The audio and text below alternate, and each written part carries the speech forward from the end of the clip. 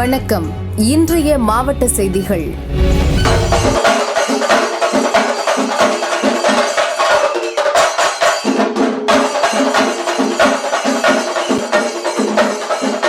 திருச்சி சிங்காரத்தோப்பு அருகே உள்ள BSNL வாடிக்கையாளர் மையத்தின் 25வது ஜூபிலி ஆண்டு விழா வெகு விமர்சையாக நடைபெற்றது. விழாவையொட்டி BSNL ஊழியர்கள் சீருடை அணிந்து ஊர்வலம் சென்றனர். ஊர்வலத்தை BSNL முதன்மை பொது மேலாளர் ரவிக்குமார் துவக்கி வைத்து பங்கேற்றார். ஊர்வலத்தில் ஊழியர்கள் மற்றும் பொதுமக்கள் பங்கேற்றனர்.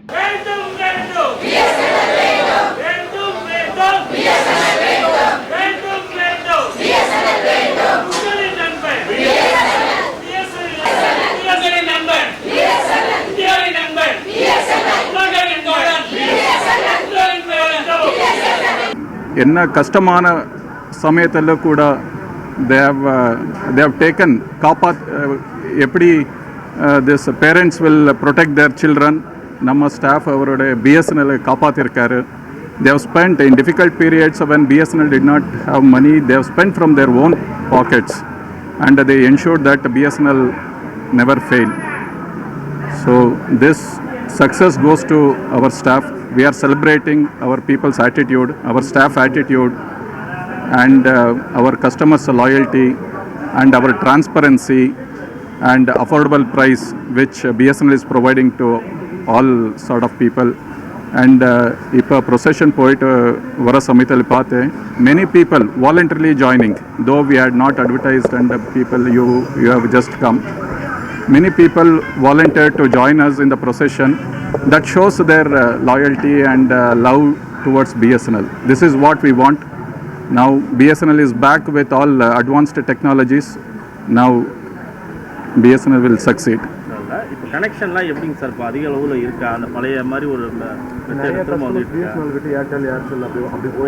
in between few people migrated போயிட்டாரு. But now trend is different. People are coming back. They are voluntarily coming. They are migrating back. And all our network issues, in between there was some issues in the network because we introduced indigenous equipment made in India, and success behind again making that indigenous equipment is our expertise, technical expertise in our department and our BSNL expertise. That's why Government of India has also chosen BSNL for deploying this 4G indigenous equipment.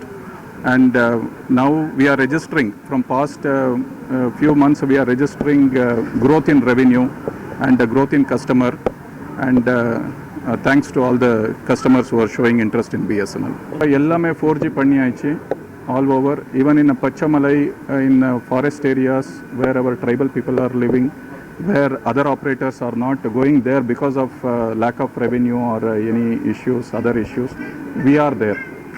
Our people are like soldiers who first they pitch in for natural calamity. So we are there. Everywhere we are covering. Our equipment is also 5G compatible. In the coming days we will upgrade to 5G. But like for whatever utilities you have, 4G is more than sufficient. When 5G contents comes, before that we'll be ready. Madurai Madakkulam கண்மாயில் தரமற்ற முறையில் பணிகள் மேற்கொள்ளப்படுவதாக புகார் எழுந்துள்ளது. அந்த பகுதியில் முன்னாள் அமைச்சரும் தொகுதி MLAவுமான செல்லூர் ராஜு பணிகள் நடைபெற்ற பகுதிகளை ஆய்வு செய்தார். தாவைக்கா தலைவர் அவர் இது மாதிரி பேருந்தில் போய் முதல் கட்டமாக அந்தந்த மாவட்டத்துக்கு போகிறத காட்டிலையும் அந்தந்த தொகுதி வாரி போய் சந்திக்கிறான்னு ஒரு இதாக இருக்கும். இல்லைன்னா பொதுவான இடத்துல ஒரு பெரிய இடத்துல திடலில் போட்டுட்டு அடுத்து வரும்போது தேர்தல் நெருங்கும் போது அவர் இந்த மாதிரி வந்தார்னா அவரை முதல்ல பார்க்குறவங்கெல்லாம் பார்த்துக்குருவாங்க. இப்போ பச்சளம் குழந்தைகள் எத்தனை குழந்தைய பாருங்கள், 7 குழந்தையா 9 குழந்தை, 9 குழந்தைகள். எத்தனை பெண்கள், எத்தனை பேர்? 17 பெண்கள். வயிற்றுச்சலாக இருக்குது. அதை கேட்க இதை போய் நம்ம விமர்சனம் பண்ணுறது சரியாக இருக்காது. எனவே அவரை பற்றி அவருடைய ஆதங்கத்தை சொல்லியிருக்கார் ஒரு தலைவர். அதை தான் சொல்ல முடியும், அப்படி தான் சொல்ல முடியும். இந்த செந்தில் பாலாஜி சதி எது இருக்கும்னு சொல்கிறாங்களே, அது நீங்கள் எப்படி பார்க்குறீங்க? ஆண்டவனுக்கு தான் வெளிச்சம். இந்த மாதிரி உயிர் பலி ஏற்படுற மாதிரி எவன் செஞ்சுருந்தாலும் சரி அவன் குடும்பமே வழங்காது. யார் செஞ்சுருந்தாலும் சரி அந்த மாதிரி ஒரு இது பண்ணியிருந்தா, யார் செஞ்சுருந்தாலும் இந்த மாதிரி உயிரிழப்பு ஏற்படணும்னு உண்மையிலேயே இது தவறு எனக்கு காரணமாக மாவட்ட ஆட்சித்தலைவர், அங்கே இருக்கிற காவல்துறை முதன்மையாளர். சேலம் தலைவாசல் வீரகனூர் பகுதியில் மாற்றுக் கட்சியினர் திமுகவில் இணையும் நிகழ்ச்சி நடைபெற்றது. பொதுப்பணித்துறை அமைச்சர் வேலு, சுற்றுலா அமைச்சர் ராஜேந்திரன் முன்னிலை வகித்தனர். MP சிவலிங்கம் உள்ளிட்ட பல திமுக நிர்வாகிகள் கலந்து கொண்டனர். நான் ஆரம்பத்திலே சொல்லுகிற பொழுது இது தாய் கழகம் என்று சொன்னேன். தமிழ்நாட்டில் எத்தனையோ கட்சிகள் பிறக்கிறது. இன்னும் சொல்ல போனா சில கட்சிக்காரன் நாளைக்கு கட்சி ஆரம்பித்தனா முதல் நாளே சேர் செஞ்சிடறான். எதுக்குடானா வருங்கால முதலமைச்சர்ன்றான். நாட்டு மக்களுக்கு ஒன்று செய்யறானா, கொள்கை இருக்குதா என்ன ஒன்றும் தெரியல. சேரை செஞ்சிடறான். மேடையில போட்டு வருங்கால முதலமைச்சர்னு கட்சி ஆரம்பிக்கிறான்.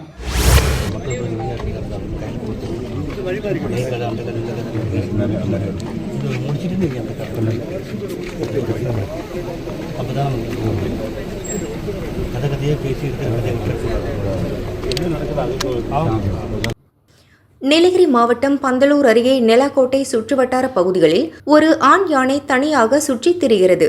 இந்த யானை இரவில் மட்டுமின்றி பகல் நேரங்களிலும் சாலையில் வரும் வாகனங்களை தடுத்து நிறுத்தி தாக்கும் குணம் கொண்டது.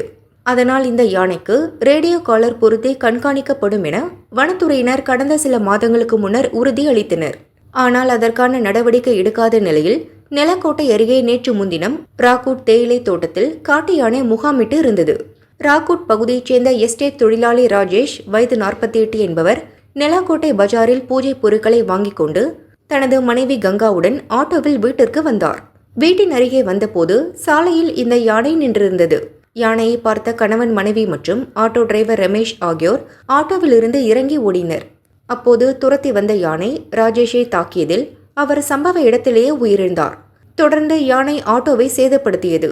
அங்கு வந்த வனத்துறையினர் உடலை மீட்டு மருத்துவமனை கொண்டு செல்ல முயன்றனர். ஆனால் வனவிலங்கு தொல்லைக்கு தீர்வு காண கோரி பொதுமக்கள் இறந்தவர் உடலுடன் மறியல் செய்தனர்.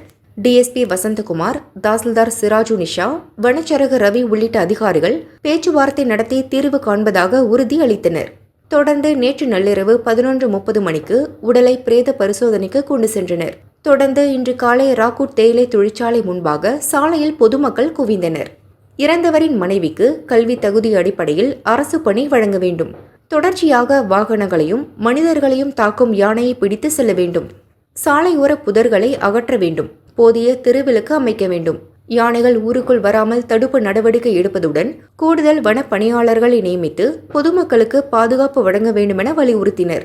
சம்பவ இடத்திற்கு வந்த MLA Jayaseelan, RTO Gunasekaran, DSP Vasanthakumar, tahsildar Siraj Nisha, உதவி வன பாதுகாவலர் துஷார் ஷாண்டே, வனச்சரகர்கள் ரவி, சஞ்சீவி, ரவி, முன்னாள் MLA திராவிடமணி, திமுக பிரமுகர் சுரேஷ், அதிமுக பிரமுகர் உஸ்மான் உள்ளிட்டோர் பேச்சுவார்த்தையில் ஈடுபட்டனர். அரசு பணி வழங்க நடவடிக்கை எடுக்கப்படும். உடனடியாக திருவிளக்கு அமைப்பதுடன் புற்கள் அகற்றப்படும். அச்சுறுத்தும் யானையை கண்காணிப்பதுடன் கூடுதல் வனப்பணியாளர்கள் நியமிக்கப்படுவர். இரவு 7 மணிக்கு மேல் நெலாக்கோட்டை கரியசோலை வழித்தடத்தில் பஸ் இயக்க நடவடிக்கை எடுக்கப்படும் என அதிகாரிகள் உறுதியளித்தனர். அதை ஏற்றுக்கொண்ட பொதுமக்கள் பகல் 1 மணிக்கு கலைந்து சென்றனர். தொடர்ந்து அந்த பகுதியில் போலீசார் பாதுகாப்பு பணியில் ஈடுபடுத்தப்பட்டனர். வனத்துறையினர் கண்காணிப்பு பணியிலும் ஈடுபட்டு வருகின்றனர்.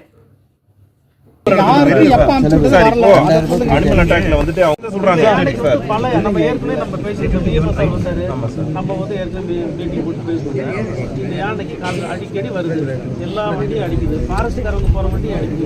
ஒரு காலர் ஐடி போட்டு சொல்லி எவ்வளவு நாள் ஆச்சு? அந்த மீட்டிங்ல நீங்க அட்டெண்ட் பண்ணீங்களா சார்? எவ்வளவு நாள் சார் ஆச்சு சொல்லுங்க சார்.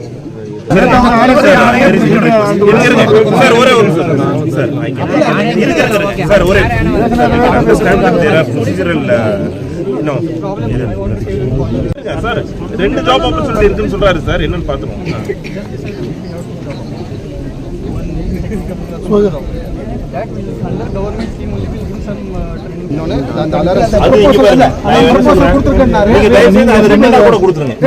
ரிட்டர்ன் மனுவாவே கொடுத்துருங்க. எப்படி உங்களை இந்த இது பஸ்ஸுக்கு நாங்க டிஸ்கஸ் பண்ணதான் போறோம்.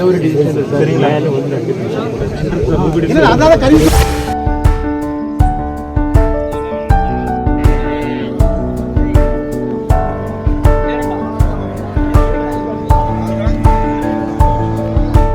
சேலம் மாவட்டம் ஆத்தூர் அருகே கொத்தாம்பாடி கல்பகனூரில் 50 ஆண்டுகளுக்கு பின் புதன் சந்தை தினசரி மார்க்கெட் மற்றும் கால்நடை சந்தை கடந்த வாரம் திறக்கப்பட்டது. புதன்கிழமை தோறும் கால்நடை சந்தை நடைபெறும் என தெரிவிக்கப்பட்டுள்ள நிலையில் பல்வேறு பகுதிகளிலிருந்து விவசாயிகள் தங்களது கால்நடைகளான ஆடு, மாடு, கோழி உள்ளிட்டவற்றை விற்பனைக்காக கொண்டு வந்தனர். சந்தை திறக்கப்பட்டு 2வது வாரமான இன்று நடந்த கால்நடை சந்தையில் கருமந்துறை, பேளூர், வாழப்பாடி, பெத்தநாயக்கன் பாளையம், மஞ்சுனி, மல்லியக்கரை உள்ளிட்ட பகுதியில் உள்ள விவசாயிகள் கால்நடைகளை விற்பனைக்காக கொண்டு வந்தனர்.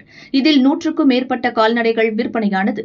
ஒரே நாளில் 50 லட்சம் ரூபாய் மதிப்பில் வர்த்தகம் நடைபெற்றதாக மார்க்கெட் நிர்வாகிகள் தெரிவித்தனர். விற்பனை சூடுபிடித்ததால் விவசாயிகளும் வியாபாரிகளும் மகிழ்ச்சியடைந்தனர்.